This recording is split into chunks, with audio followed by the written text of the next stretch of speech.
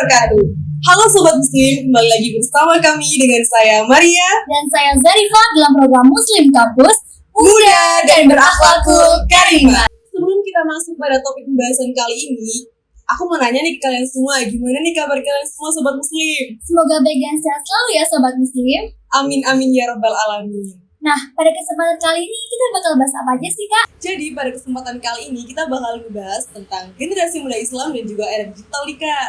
Wah, topik yang menarik sekali ya. Apalagi kita sebagai generasi muda Islam yang terus berkembang di era digital ini. Bener banget tuh Kak, apalagi kan di era digital ini teknologi informasi dan juga komunikasi itu semakin berkembang luas dan juga cepat. Jadi semua perubahan masyarakat itu dipengaruhi oleh era digital. Mulai dari perubahan pola pikir, belajar, dan juga beribadah. Nah, pastinya kita dihadapkan dengan tantangan dan solusi di era digital ini Kak. Bener banget tuh Kak, apalagi kan semua itu sekarang mulai dari perubahan sosial juga dan juga interaksi sosial itu tergantung pada lingkungan sekitar. Karena kan memang dampak dari digital ini ada yang negatif dan juga ada yang positif. Karena sekarang juga kan banyak banget nih kita temui berita-berita hoax pada konten-konten yang kita temui di media sosial. Oleh karena itu kita juga harus lebih bijak untuk memanfaatkan. Oh iya, kira-kira ada nggak nih Kak solusi buat Sobat Muslim nih? Bagaimana cara kita tetap mempertahankan nilai Islam meskipun kita kecanduan dengan digital? Tadi juga sempat dengar dari kakak sih, kalau sekarang itu digital banyak hoaxnya ya Kak. Kadang konten itu mengandung unsur negatif, bahkan saling ujar kebencian. Itu kan bahaya banget. Bagaimana sih Kak solusinya? Bener banget sih Kak, kalau dibiarin tuh bakalan bahaya banget. Jadi kita untuk mengatasinya kita perlu untuk lebih bijak dalam mencermati dan meresapi konten tersebut supaya kita tidak terjadi kesalahpahaman antara konten kreator dan juga audiens. Oh, jadi gitu ya Kak. Kita harus bijak mengatasi berita hoax ini agar kita tidak mudah tertipu. Nah, kalau menurut kakak gimana sih tentang adanya konten negatif itu? Nah, kan dalam konten itu melibatkan antara audiens dan juga konten kreator, di mana keduanya harus antusias dalam mencegah adanya konten negatif. Sebab audiens sendiri ketika sering melihat konten yang diminatinya, maka akan sering muncul pula konten yang berkaitan dengan konten tersebut. Nah, tapi kembali lagi nih ke audiens, konten seperti apa yang dilihat dulu. Kalau konten tersebut bersifat positif, maka akan muncul pula konten yang bersifat positif. Begitupun sebaliknya. Di sisi lain, konten kreator juga bisa mencegah adanya konten negatif.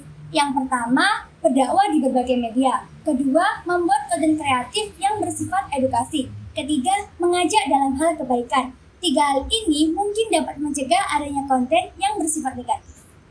Wow, keren banget jawabannya Kak. Kayaknya aku juga setuju deh sama jawabannya Kakak. Jadi antara audiens dan juga konten kreator itu harus sama-sama saling inisiatif untuk saling menjaga supaya nggak terjadi kesalahpahaman dan berdampak negatif pada konten tersebut. Nah, bener banget tuh Kak. Kita masih ada satu pembahasan yang belum kita kupas nih Kak. Wih, apa tuh Kak?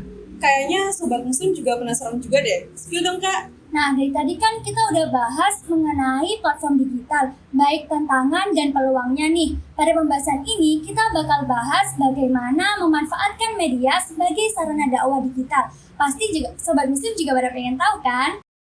Bener banget tuh Kak. Dari tadi kan kita udah bahas nih tentang teknologi digital. Nah, gimana kalau kita manfaatinya sebagai media buat dakwah?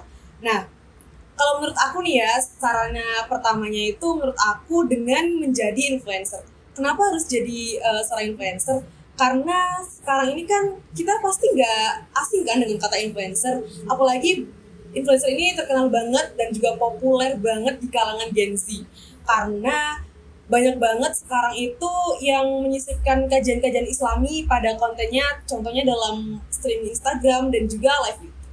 Ide bagus tuh Kak. Sekarang kan yang lagi banyak diminati adalah influencer. Apalagi influencer yang usianya masih muda. Mungkin dapat menarik perhatian audiens untuk mendengarkan dan melihat konten dakwah nih Kak. Kayaknya kita ngobrolnya udah kelamaan deh Kak. Iya juga ya Kak, kita dari tadi udah kelamaan saking serunya pembahasan kita pada kali ini. Nah, dari tadi kan kita udah bahas mengenai topik ini nih Kak. Diharapkan Sobat Muslim dapat mengetahui tantangan dan manfaat menggunakan teknologi dan informasi agar kita sebagai generasi muda Islam dapat bijak di era digital ini sehingga membawa dampak positif bagi diri sendiri, masyarakat, dan agama nih Kak. Amin amin ya robbal alamin. Semoga pada segmen kali ini dapat menambah wawasan dan juga pemahaman bagi sobat Gen Z di rumah. Oke sobat muslim, stay tune terus untuk pembahasan selanjutnya karena selanjutnya kita akan membahas mengenai apa aja sih yang perlu kita pelajari supaya bisa menjadi generasi muda Islam yang aktif dalam peran digital ini.